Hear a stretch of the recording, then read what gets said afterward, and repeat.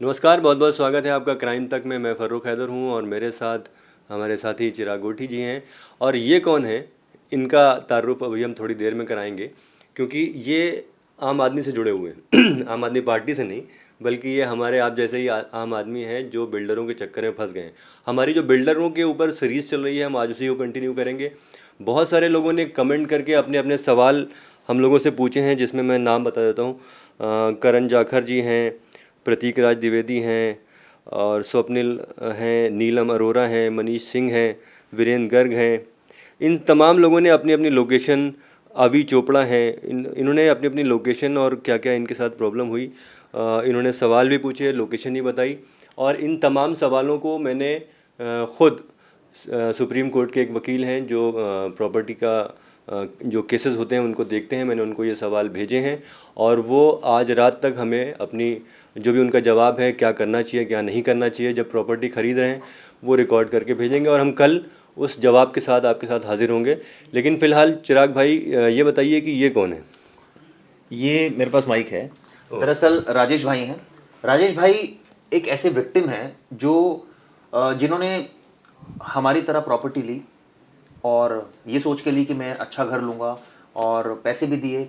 नौकरी करते हैं तो आप ये अंदाज़ा लगा सकते हैं कि कितना मुश्किल से इन्होंने पैसे जोड़े होंगे और बिल्डर को दिए होंगे इस उम्मीद के साथ कि चलिए मैं फ्लैट में शिफ्ट हो जाऊँगा।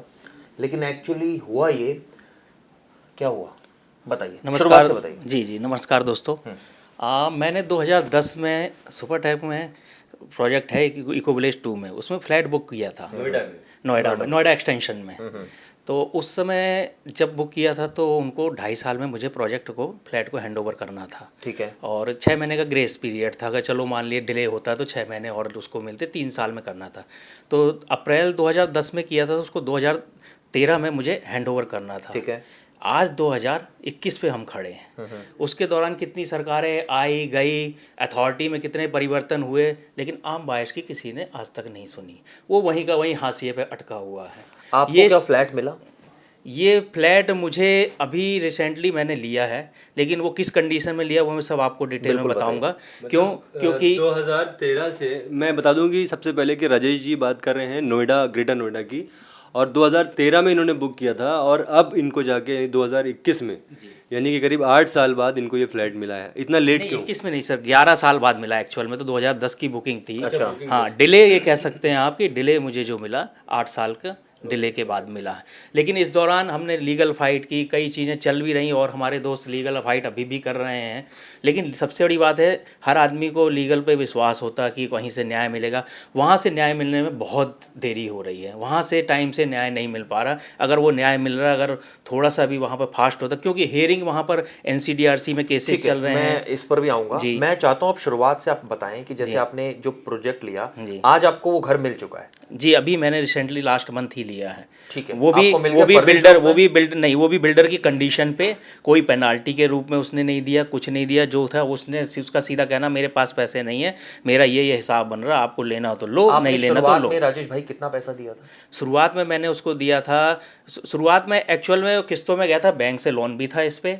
तो शुरुआती जो है नवंबर में ही इसके पास लगभग 7.5 लाख का अमाउंट चला गया था। नवंबर कब? नवंबर 2010 में। ठीक है। 50% चला गया था। उसकी कॉस्ट, टोटल कॉस्ट थी 15 लाख के करीब उस समय। कितना? फिर उसके बाद 2013 तक में, अक्टूबर 2013 तक में उसकी सारी 90% पेमेंट चली गई थी, जिसमें आपका कैश भी था और बैंक लोन भी था, बैंक लोन भी था। टोटल अमाउंट चला गया था। कितना कैश था और कितना बैंक लोन था? लोन था 9 लाख का, बाकी कैश था।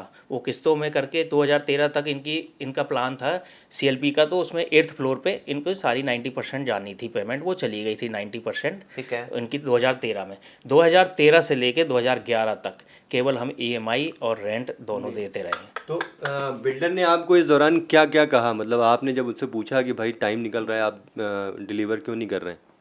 बिल्डर का तो कोई ही जवाब ही नहीं था। बिल्डर का तो ये कर रहे हैं वाली बात थी। बात ये थी कि देख लिए कहीं कोई सुनवाई नहीं। बिल्डर तो अपने तरीके से, वो आप रहे कहाँ तब तक? मैं रेंट पे ही रह रहा था सर, और रेंट दिया इस दौरान भी पे कर रहे थे और EMI भी पे कर रहा था। जी, रेंट EMI दोनों पे किया। ये जो चीज़ बता रहे हैं राजेश जी, एग्जैक्टली मैंने सेम चीज़ कल कही थी कि लोग रेडी टू मूव घर नहीं लेते हैं। उस चक्कर में क्या होता है कि वो रेंट भी दे रहे होते हैं और EMI भी दे रहे होते हैं। तो आपने रेंट कितना अभी दिया अब तक अभी मुझे बताइए आप? बताइए कि जो लीगल फाइट हुई आपकी, वो उसका पूरा प्रोसीजर बताइए, मैं पकड़ा हूँ। हाँ जी, हाँ जी। लीगल फाइट हमने 2016 पे ग्रुप बना के शुरू किया था। तो 2016 पे एनसीडीआरसी में गए थे, चूँकि आप भी जानते हो लीगल इंडिविजुअल आप नहीं जा सकते हो। इंडिविजुअल के लिए आपको पैसा उतना आप इंडिविजुअल बायर्स खर्च ही नहीं कर सकता। तो ग्रुप में हम लोग गए थे, तो ग्रुप के दौरान एनसीडीआरसी में गए 2016 में। तो वहाँ पर एक क्लॉज था 12(1)(c का, उसके चक्कर में सुप्रीम कोर्ट में मामला था कि होम बायर्स का इशू था, उसमें जाए इस केस को लिया जाए नहीं लिया जाए। वो फाइनली अक्टूबर में 2017 में हुआ, तो उसके बाद केस हमारा चलना शुरू हो गया। आज 2017 से 2011 में हम खड़े हैं, 4 साल में भी 21 में खड़े हैं। 4 साल में भी उसका अभी तक कोई डिसीजन नहीं आया। एनसीडीआरसी में हेयरिंग ही चल रही, फाइनल हेयरिंग ही कोरोना से पहले आनी थी, वो भी अभी अटकी पड़ी है। तो वहाँ और सबसे बड़ी बात है, एनसीडीआरसी में केस आने के बाद 1-1 2 साल एग्जीक्यूशन में लग रहा है। तो आज की डेट में तो ये है कि एनसीडीआरसी से अगर कोई ऑर्डर आता है तो अगले साल तक ही आएगा, उसके बाद एग्जीक्यूशन जाएगा। तो लीगली तो आप कितना वेट करोगे। अब लीगल के बाद हम सेकेंडली आ जाते हैं कि अथॉरिटी की भी जिम्मेदारी है कि अगर नहीं मिल रहा तो कुछ देखे। अथॉरिटी भी मुंह बंद करके बैठी हुई है। सेकेंडली आ जाते हैं कि अथॉरिटी उसके अलावा उस प्रोजेक्ट में और भी प्रोजेक्ट में, कई प्रोजेक्ट में आप देखोगे सीसीओसी का इशू फंसा हुआ है। लोग रह रहे हैं 3-3 4-4 साल हो गए हैं, उसकी रजिस्ट्री के लिए लड़ाई चल रही है, वो नहीं हो पा रहा है, वो काम बढ़ ही नहीं रहा है। कि वो क्यों नहीं हो रहा है? क्योंकि अथॉरिटी का ड्यू है बिल्डर को, बिल्डर पे नहीं कर रहा है। 2010 में जब मायावती की सरकार थी, उस दौरान 10% पे इनको लैंड मिले थे पे करने पर, तो उन्होंने लैंड तो हर जगह ले लिया बिल्डरों ने, उस पर काम भी नहीं किया। इधर का पैसा उठाया, उधर का पैसा उठाया, इधर उधर फैलाव कर लिया, लेकिन अथॉरिटी को पैसा दिया ना कुछ किया। उसकी वजह से इनका मामला बिगड़ता चला गया और उनकी फिर नीयत भी नहीं रही। सबसे बड़ी बात है कि बिल्डर की नीयत में प्रॉब्लम रही कि वो डिलीवर करना ही नहीं चाहता, वो डिले करता। वजह मुझे लगता है कि बिल्डर चाहते हैं कि हम सब कुछ मैनेज कर सकते, और फैक्ट है और ये सच्चाई है बड़ी कड़वी कि 2010 से 11 में भी खड़ा है। बायर्स को कहीं ना टाइमली मिल पा रहा है, ना कहीं अथॉरिटी में सुनवाई हो रही, ना गवर्नमेंट ध्यान दे रही है। तो अल्टीमेटली ये है ना कि उसके तो हौसले बुलंद होंगे ही। जब मैं 11 साल मैनेज कर लेता हूँ तो और भी मैनेज कर लूँगा। जब मैनेज वाली प्रक्रिया चलेगी तो वो हमारी आपकी क्यों सुनेगा। चलिए, मैं आपको एक चीज़ बताता हूँ कि राजेश जी कहीं बाहर से नहीं आए हैं, ये हमारे दफ्तर में ही काम करते हैं। ये भी एक पत्रकार हैं, हमारे साथ ही काम करते हैं राजेश जी। ये हैं चिराग गोठी जी, ये क्राइम रिपोर्टर हैं। मैं हूँ फर्रुख हैदर, मैं क्राइम जर्नलिस्ट हूँ। और सिर्फ ये नहीं फंसे, हम भी मकान लेके फंसे हुए हैं, चिराग जी भी फंसे हुए हैं, और पीछे हमारे विनोद सर हैं, बहुत सीनियर कैमरामैन हैं। इन्होंने भी 10 साल पहले मकान लिया था, ये भी बेचारे फंसे हुए हैं। तो ऐसा मत समझिए कि मतलब इनसे कोई बच सका है। लोग कहते हैं कि पत्रकार है, अपना अपना काम करा ले जाते हैं, लेकिन हमसे भी ये काम नहीं हो पा रहा है। ठीक है, तो सारे फंसे हुए हैं। सबसे पहले राजेश जी के बाद हम चलते हैं चिराग जी के पास, उनका क्या मामला है। बिल्कुल, मैं बताता हूँ आपको। अच्छा, आपके पास तो है माइक है मेरे पास। सेम यही कंडीशन है कि हमने एक फ्लैट लिया, 5 लाख उसकी पेमेंट करी इनिशियल, और उसके बाद हमने 15 लाख बैंक से लोन दिला दिया। अब सिचुएशन ये है कि ना तो फ्लैट मिला है, उसकी EMI भी भर रहे हैं। ये तो अच्छी बात है कि घर हमारा अपना है नहीं तो हमें रेंट भी देना पड़ता है इनकी तरफ। और ये सिचुएशन है, तो हम भी फंसे हुए हैं। अब हम ये चाह रहे हैं कि भाई हमारा या तो बिल्डर पैसा वापस कर दे इंटरेस्ट के साथ, पेनल्टी के साथ, या हम तो कहते हैं नो प्रॉफिट नो लॉस पर ही पैसा वापस कर दे। और लेकिन इनकी बातें सुन के तो हमारे हौसले बिल्कुल पस्त हो रहे हैं कि अगर इतना। चलिए, ये थे राजेश जी। अब हम बुलाना चाहेंगे हमारे कैमरा पर्सन विनोद जी आप भी आइए और बताइए कि क्या आपका मामला था। आप आइए, आप प्लीज आइए ना, आप बताइए विनोद जी आकर के क्या पूरा मामला था। वो हमारे जो कैमरा पर्सन है, बहुत सीनियर कैमरा पर्सन है, इनका एक्सपीरियंस करीब 25-30 साल का है, और ये भी इसमें फंसे हुए हैं। क्या है आपका मामला विनोद सर? मेरा अमरपाली में है फ्लैट, अमरपाली नोएडा में, नोएडा एक्सटेंशन में। 2011 में मैंने बुक कराया था 1.5 लाख में, और 7-8 लाख रुपए में मैं लोन लेके दे गया। लोन मेरा ख़त्म हो गया। हालांकि मैं किराए पे नहीं हूँ, अपना घर है मेरा, तो इससे मुझे कोई दिक्कत नहीं आई, लेकिन मकान नहीं मिला, थोड़ी सी दिक्कत है। कितना आपने टोटल अमाउंट दे दिया है उनको, बिल्डर को? 10 लाख, जिसमें लोन अमाउंट कितना था? Loan amount 7 lakh 8 lakh. आपने जो लोन लिया था उसके ऊपर आपने इंटरेस्ट कितना दे दिया बैंक को? इंटरेस्ट एग्जैक्ट मुझे नहीं पता, लेकिन 4-5 लाख होगा। 8.5% इंटरेस्ट था। और शुरू में कैश भी दिया था, सारा लोन पर ही था? 1.5 लाख रुपए लोन दिया था, कैश दिया था। ओके, बाकी लोन दिया। तो आपने बुक कब कराया और मिला कब आपको? मिला नहीं मेरे को। मिला नहीं है। देखिए, मिला नहीं। अब बुक कब कराया आपने? 2011 में। तो क्या उम्मीद है? यानी कि 10 साल हो गए। हाँ, उम्मीद है मिल जाएगा शायद, लेकिन काम अब शुरू हो गया है। अब शायद एनबीसीसी ने इसका ने इसका टेक ओवर लिया है, और वो अब जो है वो बिल्डर का प्रोजेक्ट अपने हाथ में लेके और उसको बनाने की चलिए, कोशिश उम्मीद कर करते रही हैं है। विनोद भाई, तो आपको उम्मीद मकान करते हैं कि विनोद सर को मिलेगा। अब आप अपना बताइए। अब मैं आपको बताता हूँ अपने बारे में। हाँ बिल्कुल बिल्कुल। हाँ हाँ बिल्कुल। आइए राजेश जी, राजेश जी आइए। बताइए आप अपना। मेरा मामला ये है कि मैंने 2016 में एपेक्स एथेना करके एक सोसाइटी है सेक्टर 75 में नोएडा में, मैं उसमें मैंने बुक कराया था और आज तक उन्होंने ओसी और सीसी पता नहीं कैसे जुगाड़ कर लिया, जबकि प्रोजेक्ट अभी तक कंप्लीट नहीं हुआ है। अभी भी चल रहा है कंस्ट्रक्शन? हाँ, मतलब आप और जहाँ रह रहे हैं कंस्ट्रक्शन चल नहीं रहा है, वो बिल्डर जो है वो सब मैनेज हो रहा है सर। उसको हाँ वो सब छोड़ के चला गया वो। अच्छा। हाँ, अब वो उसको राम भरोसे मामला है और रजिस्ट्री कराने के लिए वो ज़बरदस्ती प्रेशर कर रहा है और नहीं करने पे, जैसे मान लीजिए कि आपने प्रोजेक्ट कंप्लीट नहीं किया है, आप सब रजिस्ट्री करा लेंगे, आप तो भाग जाएंगे। तो यहाँ पे प्रोजेक्ट करीब 2-3 करोड़ का प्रोजेक्ट जो चीज़ें बाकी रह गई हैं वो कौन कराएगा। तो अब वो औने पौने आपको रोज़ कुछ भेज देता है कि आपके इतने पैसे बाकी, उतने पैसे बाकी, लेट पेमेंट, ये वो। तो नहीं, तो उसमें मुझे एक चीज क्लियर कीजिए, जो रजिस्ट्री कराएगा वो तो खुद बिल्डर ही कराता है ना रजिस्ट्री? नहीं, बिल्डर कराता है, लेकिन आपने बगैर प्रोजेक्ट कंप्लीट किए ओसीसीसी कैसे ले लिया? ओके, प्रोजेक्ट अभी कंप्लीट नहीं हुआ है। तो आपने वो डॉक्यूमेंट देखा ओसीसीसी का? हाँ, वो तो उसने दे रखा है। अच्छा, दे रखा। और इसी पे हम लोग अब सब लोग मिल के कोर्ट जा रहे हैं। जैसे कि मैंने कहा आपसे कल भी कि आप अकेले ये काम नहीं कर सकते हैं, आपको एक ग्रुप बनाना ही पड़ेगा, तभी आप आगे जा सकते हैं। सही बात। तो ये सारी चीज़ें हैं। राजेश भाई, आपको क्या लेकिन लगता है? मैं इसमें एक बोलना चाहूँगा, सारा दिक्कत जो आ रही है मुझे लग रहा बहुत समस्याएं हैं। पहले मैं एक चीज देखिए, आपके बीच में जानना चाहूंगा जी कि आपने तो अमाउंट तो अपना बता दिया, आपको फ्लैट भी मिल गया फाइनली, आपने बताया, और बड़ी लड़ाई लड़नी पड़ी। बड़ी लड़ाई अभी भी चल अभी रही भी है चल रही है। मैं बताना चाहूँगा नहीं, इसमें कि मैं सिर्फ एक चीज जानना चाह रहा हूँ, आपने कितना रेंट पे किया, ये भी तो लोगों को रेंट बताइए। मैंने रेंट मैंने जो किया था पे, आप ये समझ लीजिए 13 से लेकर अब तक। जी पर लाख एवरेज हम पकड़े 1 लाख का ही, 8,500 कहीं 9,500 तो बढ़ते गए, एवरेज हम 1 लाख का ही पकड़ते हैं, बहुत ज़्यादा का मैं नहीं जा रहा हूँ, जबकि एक 20 एक 30 का एवरेज मतलब बैठे 8-9 लाख रुपए। 1 लाख ही पकड़ लीजिए आप, तो उसको 13 में देना था, 8 साल का डिले, तो 8 लाख का तो रेंट गया ही गया, और ऊपर से इंटरेस्ट जो दिया तो वो गया ही गया। लेकिन मैं एक ओवरऑल फ्लैट कितने का पड़ गया जो आपको अब मिला? अब मैं लगा लीजिए हम और कुछ नहीं जानते, ईएमआई तो चलिए हम ईएमआई भूल जाते हैं, उसका इंटरेस्ट गया उसको हम छोड़ देते हैं, लेकिन रेंट जो मैंने पे किया 8 लाख का वो, प्लस 15 लाख का ये, ठीक है, और प्लस आपका 15 और 8 हो गया 23। ठीक है, 23 के बाद भी आज उसकी कीमत ओसीसीसी ना होने की वजह से 20 लाख की भी नहीं है। कोई लेने को तैयार नहीं है, कोई लेने को तैयार नहीं है। क्यों? क्योंकि उस पर लोन नहीं है, रजिस्ट्री नहीं है, तो कैश डाउन में जो उसकी कीमत है 18-19 लाख की है, उसको भी कोई लेने को तैयार नहीं है, वो भी बड़ी मुश्किल से निकले।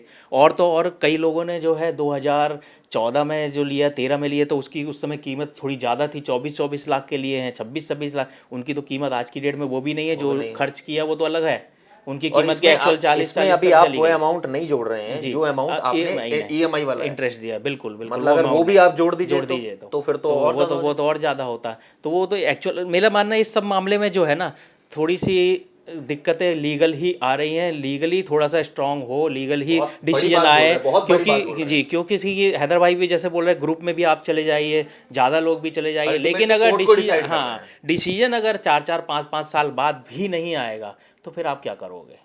हताश हो जाओगे, हताश ही हो जाओगे। फिर तो ये है कि सामने वाला जो बोल रहा है आप उसकी बात मानिए और निकलिए, आप कुछ नहीं कर सकते। 13 लाख रुपए का इनका मकान था, ठीक है, 15 लाख का 15 लाख का मकान था, और इनको जो मेंटल हैरेसमेंट हुआ, हरेसमेंट का काउंटिंग ही नहीं है ना, मेंटल हैरेसमेंट हुआ 8-9 साल, वकील की फीस दी वो भी काउंटिंग नहीं, वो अलग है, ठीक है। उसके अलावा इन्होंने 8-9 लाख रुपए रेंट दिया, वो ईएमआई दे रहे हैं, अभी तक दे रहे हैं, ईएमआई अलग दे रहे हैं। ईएमआई नहीं, अभी तक तो नहीं दे रहा, मैंने अभी लास्ट 2 इयर्स पहले पीएफ से जो भी अमाउंट था, जो बैंक मतलब अपना प्रोविडेंट फंड, प्रोविडेंट फंड ही जो करना पड़ा, प्रोविडेंट फंड जमा करते हैं हम ऐसी सिचुएशन में कि बहुत इमरजेंसी हो जाएगी तब देंगे, तो भैया ने लोन अमाउंट उतारने के लिए प्रोविडेंट फंड, और कोई रास्ता नहीं था सर। कितना अमाउंट लिया वहां से? बीच में दिक्कत ये आ गई थी कि रेंट निकालना भारी पड़ गया था, रेंट देना भारी पड़ गया था, तो अल्टीमेटली ये था कि इसको खत्म करना पड़ेगा। और मेरा ड्यू उस समय था 5.25 लाख के करीब ड्यू था, तो पूरा निकाल के खाली कर दिया उस अकाउंट को। सोचिए, लोन अकाउंट बंद कराने के लिए 5.5 लाख रुपए। नहीं, तो ये मुझे क्यों करना पड़ा, इसका वही बता रहा हूँ, क्यों करना पड़ा, क्यों? क्योंकि अथॉरिटी ने अपना काम नहीं किया, कोर्ट के में डिले आर्डर है, अभी तक आर्डर नहीं आ पा रहे हैं। अगर कहीं से कुछ आ गया होता ऑर्डर तो आज ये मैनेज नहीं कर पाते, ये खुल के बोलते हम तो मैनेज कर लेते हैं, आपको जहाँ जाना हो जाइए, इनका तो बोलना होता है, इनका तो साफ बिल्डर का है ना, आप जहाँ जाना चाहते हैं सर आपको आप चाहिए। मैं आपको सिचुएशन बताऊं, राजेश भाई की जो सिचुएशन है, मतलब मुझे लिटरली इतना बुरा लग रहा है कि हम हैदर भाई इनसे बेटर हैं थोड़े से, लेकिन ये शख्स जो बेचारा सर रेंट में सबसे रेंट बड़ी पर, जानते हैं ना, आप भी सोचिए। जानते हैं रेंट में मकान मालिक का भी हैरेसमेंट एक रहता है कई बार। सोचिए आपको आप। चीजें हैं उसको चाहिए, खाली करना, शिफ्टिंग करना, 50 तरीके की चीजें वो और झेलने बेचारे पड़ी। ने बहुत बड़ा अमाउंट नहीं कह सकते आज की डेट में, 15-14 लाख का फ्लैट लिया उस समय हैदर भाई। और आप सोचिए उसको EMI मैनेज पे करके जब इन्होंने जो है 14-15 लाख का फ्लैट लिया था ना, तब फ्लैट की कीमत जो है वो 8-9 लाख रुपए हुआ करती थी। इन्होंने अपनी हैसियत से बढ़ के लिया कि बड़े चलो अच्छा मकान लेंगे, लेकिन वो मकान आज 11-12 साल के बाद भी इनको नहीं मिला है। नहीं मिल गया मकान तो आ गए हैं, मकान मिला लेकिन वो भी कंप्लीट कंडीशन में नहीं। कंप्लीट है और उसमें भी अभी वो जो टावर है उसमें पूरी फैसिलिटी नहीं है, उसमें भी लिफ्ट वर्किंग नहीं हुई है, एक भी लिफ्ट वर्किंग। मेरा 2nd फ्लोर है, इसलिए मैं शिफ्ट हुआ क्योंकि रेंट दे रहा था, उस वजह से मजबूरी में होना पड़ा। और बस जस्ट बिजली पानी है, उसके अलावा फैसिलिटी के नाम पे कुछ नहीं आप है। हमारे व्यूअर्स को, या आपने इतना ब्रह्म ज्ञान प्राप्त किया 8-9 सालों में, 10 सालों में, जी 5 ऐसी बातें बताइए जो आदमी आज की डेट में होनी चाहिए। ये बिल्डर पर नकेल कसनी चाहिए, सरकार सख्त होनी चाहिए, कोर्ट सख्त होनी चाहिए। 5 ऐसी बातें बताइए जो एक व्यूअर को समझ में आए। सबसे पहला मेरा अपना पर्सनल एक्सपीरियंस है कि कभी भी अंडर कंस्ट्रक्शन प्रॉपर्टी मत लीजिए। पहला पॉइंट दोस्तों, सबसे पहला जो भी कल ही जी बता दिया था सर ने हैदर भी भाई कल बताया था, हैदर भाई सबसे पहले जरूरी है रेडी टू मूव लीजिए, चाहे डबल रेट आपको मिल रहा हो। आपके हाथ में चाबी है, आप कम से कम एंटर करोगे, ठीक है। आप कम से कम रेंट तो नहीं दे पाओगे, दोगे, रेंट तो नहीं हाँ, दे पाओगे बाहर। दूसरी चीज ये है कि जब तक गवर्नमेंट अच्छे तरीके से इंटरफेयर नहीं करेगी, ये समस्या हल होने की रहेगी। ठीक है, इसका मतलब सरकार गवर्नमेंट को, जिम्मेदार। सरकार को इंटर करना ही पड़ेगा और तीसरी- स्ट्रांगली करना पड़ेगा। तो सरकार क्यों नहीं करती है बताइए? सरकार कर रही Setting? होती सर, सरकार कर रही Setting? होती, ये क्या कहोगे सर, 2017 में आए थे योगी जी, तो अभी समस्या वहीं के वहीं 4 साल में भी खड़ी है, ये सॉर्ट आउट होनी चाहिए थी। दूसरी चीज़ रेरा जो बनी हुई है उस समस्याओं के लिए के रेरा से डरते भी नहीं ना, कोई फर्क ही नहीं पड़ता रेरा के उससे, ऑर्डर से बिल्डर को, तो ना builder ऑर्डर क्या? कंप्लाइंस होते हैं ना कुछ होते हैं। वजह? और अभी मैं बता रहा हूँ आपको, लेटेस्ट ये है कि रेरा के ऑर्डर है लोगों के पास 8-8, 10-10 हज़ार के रेंट के। जब आप जाते हो फाइनल अमाउंट के, तो कह रहे मेरे पास कोई नहीं है, मैं रेंट कुछ नहीं दे पाऊंगा, मेरी कंडीशन ये है और मैं ये इस अमाउंट पे आपको दूंगा, आपको लेना हो तो लो, नहीं लेना है तो नहीं लीजिए, दोबारा कोर्ट जाओ। नहीं जहाँ जाना आप उसको ज़रूरत नहीं है आपको देने में, उसको इंटरेस्ट भी नहीं है आपको देने में। वो जो भी चीज़ें हैं जो है आपके पास हैं, हम इस कंडीशन में करेंगे आपको, अब इस कंडीशन में करेंगे। अगर आप बोल रहे हैं मुझसे कि मैं तो इसी कंडीशन में करूँगा, आपको लेना हो तो लीजिए, अब मेरे पास क्या है वो जाऊँ फिर लीगल ऑलरेडी बैठे हुए हैं आप, उसमें कुछ हो नहीं रहा तो क्या करोगे आप? तो अल्टीमेटली तो जो आप बोल रहे भाई ठीक है जो भी है तू ही जीता मैं हारा, वो वाली बात है। और यहाँ कोई सुनवाई हो नहीं रही, तो चूंकि दिक्कत ये है कि तीसरी व चौथी बात ऐसी कौन सी है और जो ध्यान रखना चाहिए? ध्यान रखना है, देखिए अब और कोई रास्ता तो है नहीं, फिर भी मैं कहूँगा कि अल्टीमेटली ये है कि लीगल तो ऑप्शन है ही, कहीं कुछ नहीं होगा तो आपको लीगल तो लड़ना ही पड़ेगा, देर सवेर आए ऑर्डर जब भी आए, और कोई ऑप्शन नहीं है, और कहीं कोई सुनवाई नहीं, तो आप एक लीगल में देर से ही आओगे, जो वेट करेंगे कहीं ना कुछ मिलेगा, उसके अलावा आप कहाँ लड़ सकते हो? आप इंडिविजुअल तो लड़ नहीं सकते, सामने वाला सुनने को तैयार नहीं है। नहीं, लेकिन बात बड़ी गंभीर और इसके अलावा नहीं तो लीगल में ये है कि आज ये है कि बहुत से लोग हमारे भाई बंधु हैं कि जो अभी भी लीगल में हैं, उन्होंने नहीं किया सेटल, वो आगे लड़ना चाहते हैं। हो सकता है, उम्मीद है कि उनको उम्मीद है कि आज नहीं तो 2 साल 3 साल, हाँ कुल मिला के। तो ये तो देखिए हम पिछले 2 दिन से ये सीरीज़ चला रहे हैं और शायद मैं डे 1 से ये बात बोल रहा हूँ कि अव्वल तो मकान लेना नहीं चाहिए, लेकिन आप गलती करके बैठे हो। नहीं मैं भाई आपने ओसीसीसी लिया ही नहीं, वो वाली प्रॉपर्टी में आप चले गए जिसमें ओसीसी तो मेरा भी नहीं, और कब आएगा मुझे तो पता ही नहीं है। वो तो बाद में मिलता है जब आप बुक करा लेते हैं। ओसी तो ऑक्यूपेशन सर्टिफिकेट और कंप्लीशन सर्टिफिकेट, ओसी और तो जब कंप्लीट होगा प्रोजेक्ट तब मिलेगा। सरकार में वो देते हैं, तो तब मिलता है। पहला मकान तब खरीदिए जब आपके पास पूरे पैसे हों। दूसरा अगर मकान आप ईएमआई पे खरीदना ही चाहते हैं, आप जिद पकड़ के बैठे हुए हैं, तो वो लीजिए जो बन चुका हो, यानी रेडी टू मूव इन। ठीक है, तो ये ओसीसीसी वाला भी बताइए। अगर मान लीजिए बन गया है और उसका ना ओसी आया ना सीसी आया, फिर हाँ तो भी मत लीजिए। ओसीसीसी हो जाए, क्योंकि जब तक प्रोजेक्ट कंप्लीट नहीं जब तक प्रोजेक्ट कंप्लीट नहीं हो, क्योंकि बिल्डर क्या करेगा, आपको थमा के और आपकी AWS बना के निकल लेगा। ठीक है, फिर आप जो है प्रोजेक्ट कंप्लीट नहीं है, आप झेल रहे हैं, हाँ जो आप जो है अपना पैसा लगाइए जो सोसाइटी में काम है उसके लिए भी, यानी कि आपको एक्स्ट्रा जो मेंटेनेंस होती है वो देनी पड़ेगी। तो ये तमाम चीज़ें हैं। बाकी आप लोगों के सवाल हमें मिल रहे हैं, हम लगातार उन सवालों को अपने जो लॉयर हैं सुप्रीम कोर्ट के, उनको हमने भेज दिया है। कल हम उन सवालों के जवाबों के साथ हाजिर होंगे। तब तक के लिए नमस्कार।